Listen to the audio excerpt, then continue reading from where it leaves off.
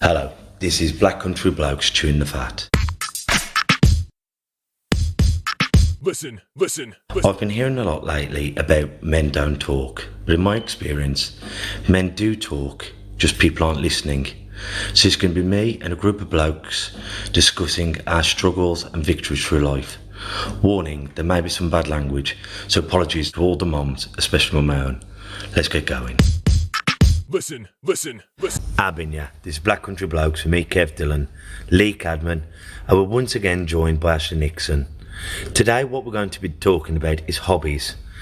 Hobbies, like we've all got a mutual interest of boxing, but like me and Ash never watch the fights. I mean, I occasionally watch if it's on pay-per-view or if it's one of Dad's GB lads and they're fighting the Worlds or the Olympics. But apart from doing boxing, coaching boxing, being at boxing shows, it's very rare that I watch it on TV. But how me and Lee cemented our friendship all those years ago was by watching movies and series. But never feel like just because my dad and my uncle wants me to get into football, tennis, rugby, boxing, that you have to do it. You've got to find something that you enjoy. And if you do find something you enjoy, grab it with both hands. Yeah. Because a lot of people are trying to live their life through you. And then you're thinking, but all I really want to do is watch Star Trek. So if you want to watch bloody Star Trek, you do it because this is your life, this is your journey. Yeah. It's good. What other hobbies have you had apart from boxing, Ash, or is that the only one you've ever boxing's been the main one. I suppose when I was a kid, most kids we play football kind of thing. It's the done thing, innit? So it was football from a young age.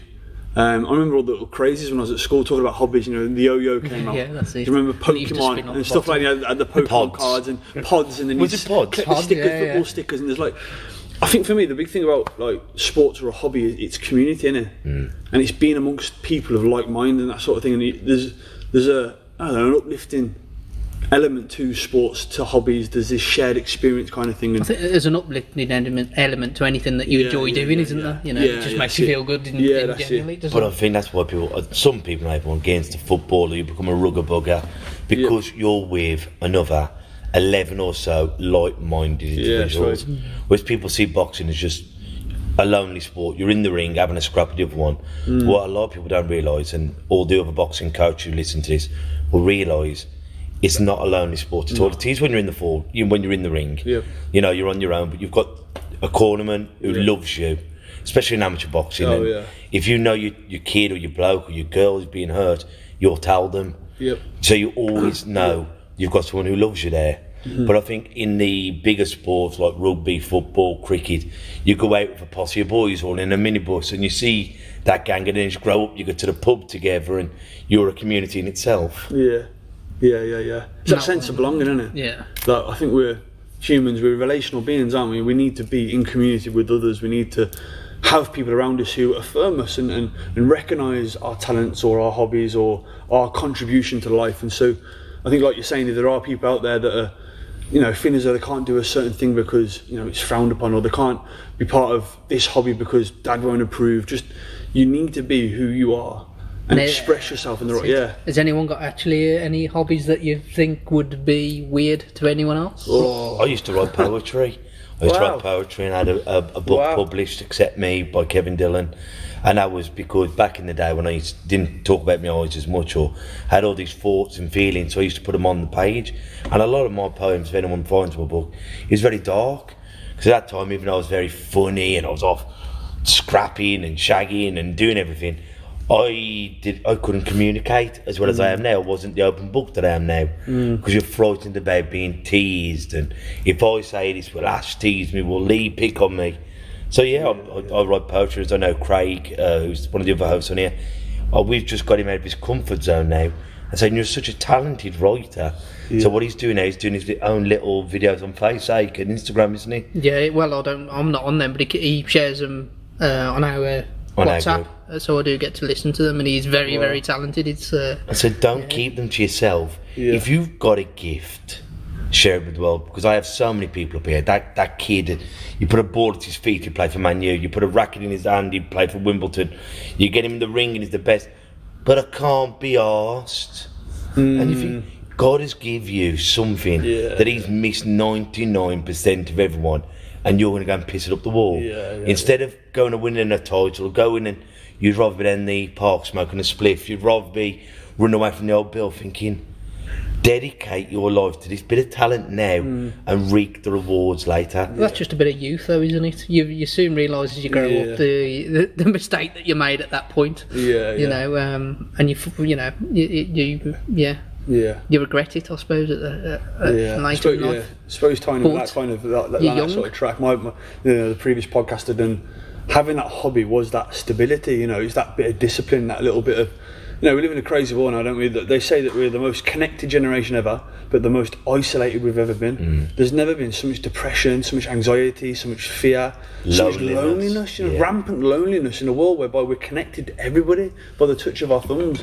And it's because that's what it's social media, but it's isolating. We need to be outside of ourselves, don't we? We need to interact with others. And for me, the best I've ever done in life is when I've had that place, like the boxing club, or my church community now, you know, other people around me. And I think that's a great thing about hobbies, isn't it? Like-minded people who spur you on and encourage you in life. Because naturally we're tribal animals, we're pack animals, and we long for that. But you see, like when me and Nick Davis went to Men's Radio in London and we're on the tube, and I'm a sociable being, and I was going, "You're right, mate, how you been?" Or there's a lady with a small child about Jasmine's age, and they looked at me like I was the village idiot. But how old is she? She's 3. Oh, my daughter. And because I'd engaged, she engaged back to me. Right. But she'd probably been on that tube for 20 years, and everyone are just drifting past each other. And I thought, but that little bit of, and I have it all the time, like how many friends on Faceache and all these other bollocks things, and like, but then I'll see them in Morrison's, and they act like they're a stranger. And I think, but you like every video. You see everything, well done, Kev. And I'm thinking, but you've seen me in person, and you're a complete stranger. It's crazy, isn't it? But look, back in the day, it was like, if your neighbour was, like, if someone's had some problems, I'll nip round in the morning and we'll have a cup of tea. Nowadays, they'll type on the computer, but they haven't got that, like, we're almost not feeding off each other's auras, that kind of presence with each other, where you can read someone's face, hear them, and you know what they're feeling. And I think that's how so many times you say something on social media or on an email or on a text message and it's read completely wrong. Whereas when you're with someone, you feed you're reading everything, aren't you? That's right. You're not just looking at words, you're actually looking at body language and expressions and tone of voice. You know, you can't get tone of voice in a text message. No. I remember being on a train before, and sitting on a train, it's quite an open train, quite a bubbly train, not too busy, and these 3 lads came on, and they're all there on their phones, sort of heads down sort of thing. They're obviously together, and they all sat down, and you could see them all, they're together, they're mates, and they're all on their phones, none of them talking to each other, and occasionally there'd be a little look, a little bit of an acknowledgement back on their phones, and then one would laugh, and then they'd all laugh. And I was like, what is going on? Why are these lads not just spending time together? And eventually I worked out it's because there was a 4th friend who wasn't with them, who was involved in their conversation. And so these poor lads, they're on the train, beautiful views are going by, they've got the company of one another, but they can't enjoy it because their friend needs to be involved. And their heads are down on their phones. And it's such a weird culture we live in today, and it is bonkers, isn't it? Well, I always remember watching, what's it called? Floyd Mayweather fighting Manny Pacquiao. And on the front row centre, so that seat probably cost him 300, 400, 500 grand. And me and Kate watching it, there's a guy filming the fight on his phone. Mixing it up. And I thought, you're there witnessing. When me and Kate went to Cuba, we were lucky enough, we went to a boxing gym there, and it was the schoolboys semi-finals, and I got to meet a 2-time gold medalist, I forget his name, and I was sat there with the judges watching it, and Kate, the guy said, he says, film it for your friends. I went, but I will miss it now. I don't want to look through my bad eyes, looking for a little camera. I thought, this is something I just want to soak in. I couldn't give a toss, like showing all my friends. I thought, feel the atmosphere, sitting there going, wow, this is amazing. I said to the coach, I went, how do you train them? He goes, we spar, we run, we do chin-ups, we spar. And I went, nothing else. He goes, what else do you need when you box? And I thought, well, all right, then you're number one. It's being present, isn't it? Yeah. You need to be there, involved, you know what I mean? Like, when I look back now and I think, what are the things that I remember the most in life? What are those experiences that have changed me the most? I remember, you know, we're talking about hobbies, watching Ricky Hatton fighting Floyd Mayweather years ago. It was on, you know, in the early hours of the morning, we went to the pub, we used to cross in Old Swinford with a bunch of the lads. I remember it because we was in community, sharing something together, something we enjoyed. I don't ever remember a text conversation, you know, really impacting my life. You know, a moment on Facebook where I've liked something really staying with me. Staying with you, that's right. And I think it's those moments in the club when you're up the club and you finally get something right, and the whole room around you is buzzing, they're happy for you. You know what I mean? That shared experience is so vital in life. Well, me and Lee, how we become friends all them years ago. Just by sitting down and watching a movie and not talking. Well, what would happen? The sense of it would be, you'd go like, I found a great video, American History X. They'll go, well, I found a great movie. Still do it now. And we're still doing now, but then what had happened, like around my old garage where all the lads used to go, we'd have like movie things and we'd put the movie in, and sometimes it's better having a shit movie because you'd spend an hour and a half taking the piss out of it, out the acting, out the plot. Whereas if it was a great movie, you'd all be sat there going, shut up. But it was a shared hobby, like same with CDs or music. Nowadays you share a song, whereas back in the day you'd go, have you heard this album? And then someone would burn it off to a tape and put it onto a CD, and it was that shared experience. Yeah, it's right, isn't it? And that was a hobby. So hobbies haven't got to be kicking a ball or getting punched in the head or whatever. Hobbies take many forms. I mean, Ashley's taken on the church as a life choice, but other people go to be a part of the church, and they use that as their community, their hobby. It's the same with a mosque or a synagogue or all these other things. It's that place of community. And some people take things a lot more seriously than others.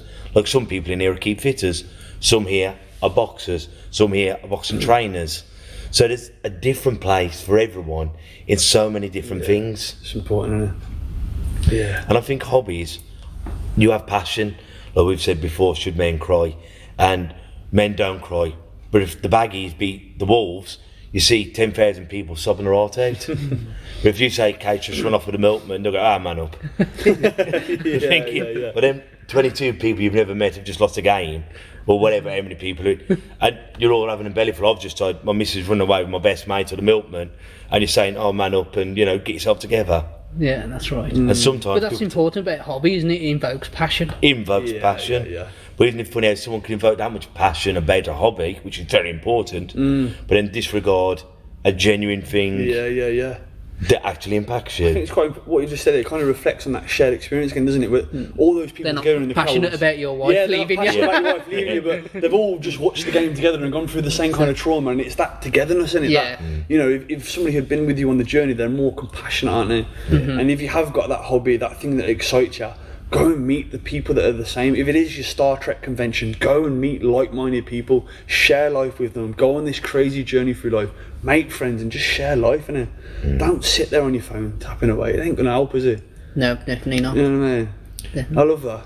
And I think, because we're from a different generation, but I think my Jasmine and your Dylan and your kids are going to have missed out on what we naturally did, knocking on the door. It's actually coming out to play. Yeah. Meeting down the park, because all your cliques was a community, weren't they? And at that time of primary school, secondary school, these are my best friends, and this will be my best friend. He'll be the best man at my wedding. And then before you know it, you separate. If you're very lucky, some people can stay on the journey with you. But, you know, life's always evolving, always changing. If you're lucky, like I've had Lee in my life for a long time, I've had Ashley in my life. If you're very lucky, you have those people, but you haven't got to hang on to them just because you've known them for 25 years, 15 years. Well, you wouldn't, would you? I mean, it's usually a hobby that also keeps you together, keeps talking. You know, if you're not, if we us two weren't interested in similar things, would we be sitting here now Having a rattle? having a rattle? Yeah. You know, it's all down really to the things we're interested in, our hobbies that we are. And sometimes, you know, once the hobby stops being fun, stop doing it. Yeah, that's right. Yeah. It's not your 9 till 5. Yeah. You're not paying the mortgage. Once your hobby stops being fun, I'm not saying you have to pack it in, you can become a coach, you could do, once you lose the spark for it, you haven't got to pack it in forever. Yeah. But you can come back to it. Yeah. But don't do something you don't like just because you've always done it. That's right. And try new things. Yeah. You know, So that's you'll another pick up thing more you sort hobbies. of, you know, pick up in sports. Sometimes you see here, and the kid's kind of lost heart in the sports sort of thing, but dad's so passionate about it. The kid has to come each week, And I suppose I said that's the other side, I suppose, to hobbies, isn't it? That if you've enjoyed something for so long, but then all of a sudden the passion sort of goes away, you've got to be strong enough to say enough's enough. I want to try something different. Yeah. Not being afraid to do that, I suppose. Yeah. Don't be frightened of getting it wrong either. Yeah. Because as long as you leave, I've had loads of people who've left me over the years of this club. As long as you're not nasty on the way up and you badmouth them on Facebook, or as long as you leave by saying, Ash, thanks ever so much. You know what? I'm just having a rest. Yeah. You know what I mean? It's nothing against you. I'm having a bit of. I've lost love. People will take you back in. It's when people are spiteful with it, Yeah. and they say stuff that you can't come back from. Don't burn the bridges, because you never know when you might want to go back over it. Yeah, that's good. So, I think we're going to leave today on this. A quote. In the wise words of Muhammad Ali, there is no shortcuts on the extra mile. So until next time, ta-ra, big gang. Listen. And that's a wrap for another show. But if there are any comments or messages that you would like us to read out for our next podcast, please be in touch. There are also lots of different organisations at the bottom of this page, and hopefully they can help you or someone you care about. Please share this to spread the word. Until we talk next time, ta-ra a bit. Listen.